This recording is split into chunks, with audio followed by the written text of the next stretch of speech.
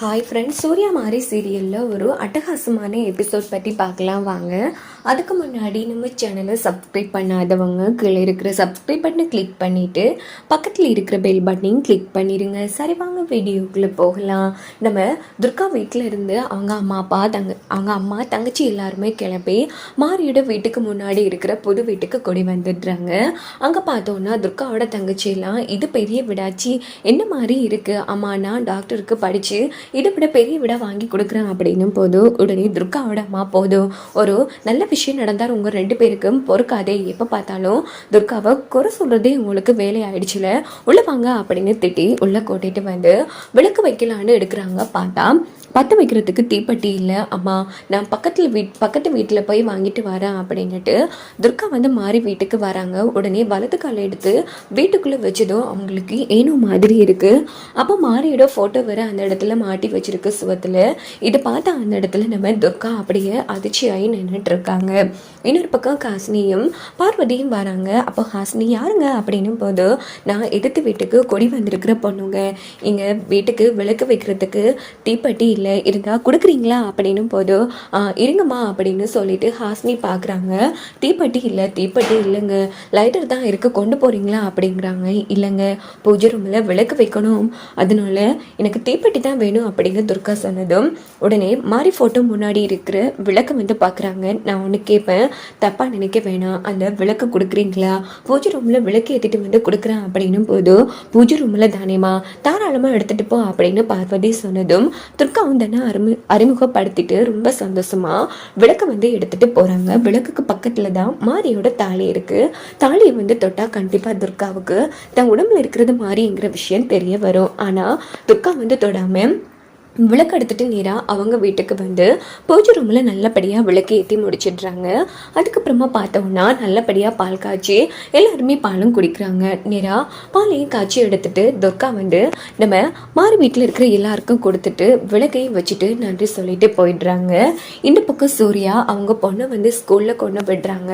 இங்கே பாருங்கள், நல்லபடியாக சமத்தா படிக்கணும் அப்படின்னும் போது, அப்பா நைட்டுக்கு வரும்போது சிண்டர்லா பொம்மை வாங்கிட்டு வாங்க அப்படின்னதும் கண்டிப்பாக தேவை, நான் வாங்கி வரேன் அப்படின்னு சொல்லிட்டு சூர்யா கிளம்பி நேரா ஸ்டேஷனுக்கு வராங்க. வந்து அங்க இருக்கிற அதிகாரிங்க கிட்ட பேசிட்டு இருக்காங்க. சார், என் வைஃபுக்கு பின்னாடி இருக்கிறவங்க யாருன்னு கண்டுபிடிக்க சொன்னா, ஆனா இது வரைக்கும் நீங்க எந்த ஒரு தகவலும் கொடுக்கலையே அப்படின்னு போது, சார் உங்க வைஃபை எப்படி பண்ணது மித்ரா தான்னு நாங்க நிறைய வாட்டி சொல்லிட்டோம் சார், மித்ராவுக்கு பின்னாடியும் இன்னொருத்தங்க இருக்காங்க, அதை தான் கண்டுபிடிக்க சொல்றான் அப்படின்னு சூர்யா சொன்னதும் கவலைப்படாதீங்க சார், கூடிய சீக்கிரம் உங்க வைஃபை இப்படி பண்ணவங்க யாருன்னு கண்டிப்பா கண்டுபிடிச்சிருவோம். ஏன்னா இன்னைக்கு புதுசா ஒரு லேடி இன்ஸ்பெக்டர் வந்து எங்கள் ஸ்டேஷனுக்கு வராங்க, அவங்க உங்கள் வைஃபோட கேஸ் எடுத்து நடத்த போகிறாங்க அப்படிங்கிறது. ரொம்ப நன்றி சார், அவங்கள கூடிய சீக்கிரமே என் வைஃபை இப்படி பண்ணது யாருன்னு கண்டுபிடிச்சி சொல்லுங்க அப்படின்னுட்டு சூர்யா அங்கேருந்து கிளம்பிடுறாங்க.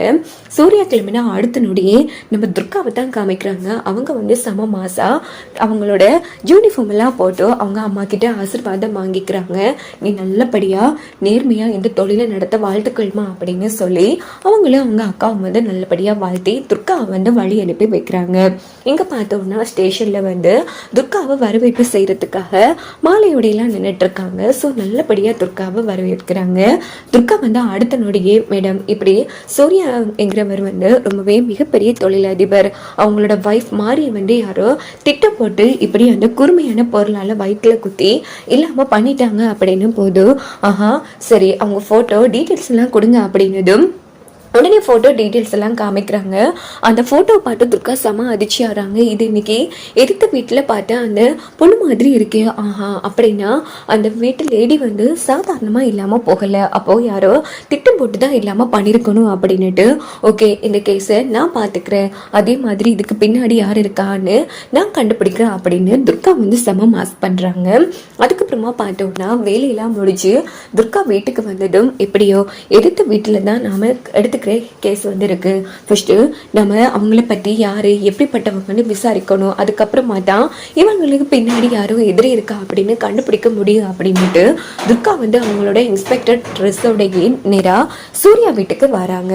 துர்காவை பார்த்த ஹாசினி எல்லாரும் அதிர்ச்சியாகிறாங்க. என்னமா நீங்க வந்து இன்ஸ்பெக்டரா அப்படின்னு நம்ம ஹாசினி கேட்டதோ ஆமாங்க, நான் இப்போதான் இங்கே ஜாயின் ஆயிருக்கேன் அப்படின்னும் போது, வா சூப்பர், நானும் ஒரு சாதாரணமான குடும்ப பொண்ணுன்னு நினைச்சேன், இந்த ட்ரெஸ்ல நீங்க இவ்வளோ அழகா இருக்கீங்க தெரியுமா அப்படின்னு ஹாசினி வந்து ரொம்ப சந்தோஷப்படுறாங்க. அப்படின்னு பார்த்து தாரா, சங்கரபாண்டி, சூர்யாலாம் வராங்க. ஹாசினி யார் இது ரொம்ப க்ளோஸா பேசிட்டு இருக்கா அப்படின்னும் போது, இதுவா மாமா நம்ம எதிர்த்த வீட்டுல குடி வந்திருக்கிற பொண்ணு, புதுசா இன்ஸ்பெக்டரா நம்மளோட ஊருக்கு தான் வந்திருக்காங்க அப்படின்னும் போது உடனே சூர்யா வணக்கம் போடுறாங்க. நீங்க தான் என் ஒய்ஃபோட கேஸை வந்து கண்டுபிடிக்க வந்திருக்கீங்களா அப்படின்னதும் ஆமாங்க. ஆமா, நீங்க தானே சூர்யா அப்படின்னு துர்கா கேட்டதும் ஆமாங்க, இதான் என்னோட ஒய்ஃப், அவங்க ஹஸ்பண்ட் தான் நான் அப்படின்னும் போது கவலைப்படாதீங்க, உங்க ஒய்ஃபை யாரு எப்படி பண்ணாங்கிற விஷயத்த கூடிய சீக்கிரமே கண்டுபிடிக்கிற அப்படின்னும் போது தாரா, சங்கரபாண்டி அடிச்சு